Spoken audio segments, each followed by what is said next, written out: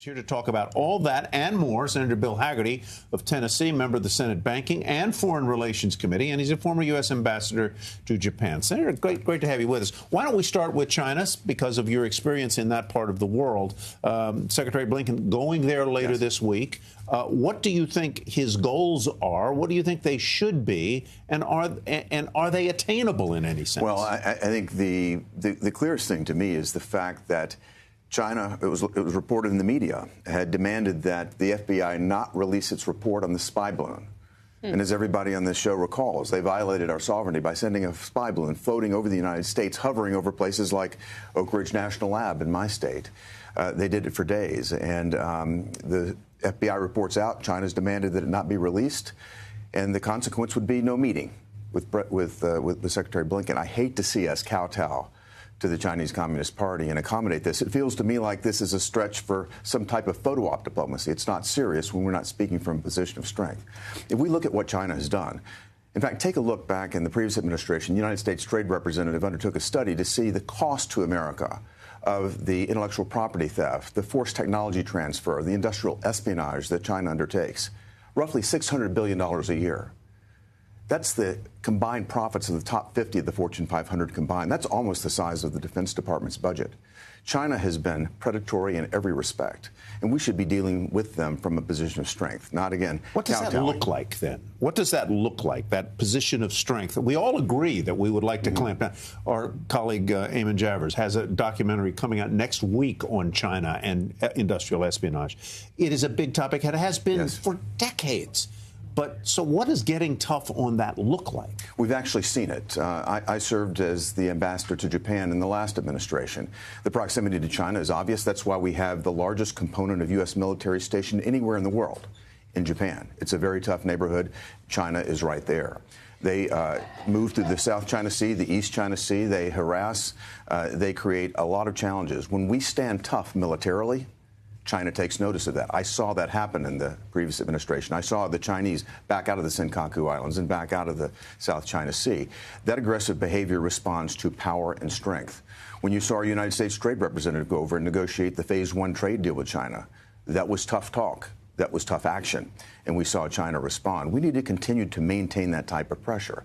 And I hear the Biden administration talking in ways that I would agree with, but I'd like to see them follow up with more action. Do you think it's safer for us to make sure that we send a high-level official there now versus pulling that trip? And I take your point. I mean, no one wants to feel like we're in a situation where we have to agree not to release a key report like the one that you mentioned.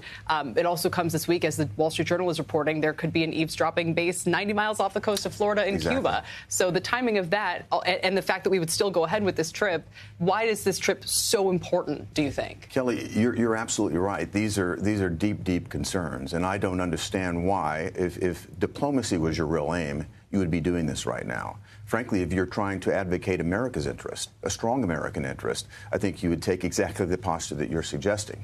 You'd halt this. You would demand that the Chinese stop this behavior. The proximity of Cuba to the United States, as we know, is roughly 100 miles. And, China setting up a spy station there, just wholly unacceptable. Again, the spy balloon released the report. Demonstrate to the world that we're not going to kowtow to the Chinese Communist Party. That hasn't happened. So I'd like to see a little bit of a shift in our posture there. Let's transition a little bit to the appropriations issue, which we were talking just before you came on, and we talked with our previous guest.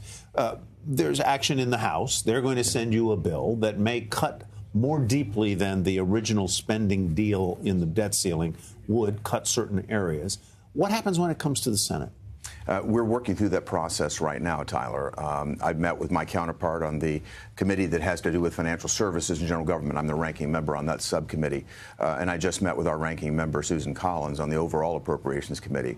We're working through the process right now. Our goal has been to go back to what is known as regular order, where we actually work through each normal committee process. We have the opportunity to amend, to debate, and create input. What I don't want to see is a train wreck like we've seen in the past, where everything gets pushed off till the end. You wind up in the waning days of December passing an omnibus bill, as it's called, with everything piled together in a 4,000-page bill.